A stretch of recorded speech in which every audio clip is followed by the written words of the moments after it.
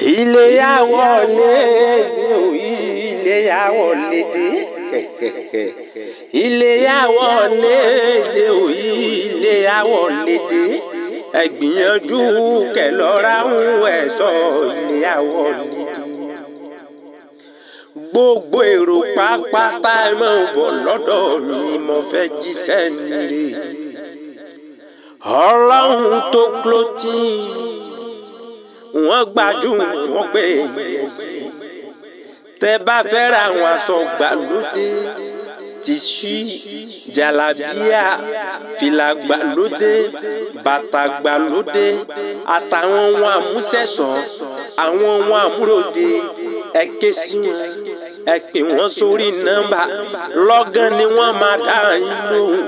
Ẹ̀mí ìgbéraga tí ẹ rí ẹ̀ ò sí lọ́rọ̀ títí torí gan ni a fi dún ní kì í ṣe ròyìn gbẹrẹ fún gbogbo ohun tí wọ́n ń ta òkúkú gbówó lórí.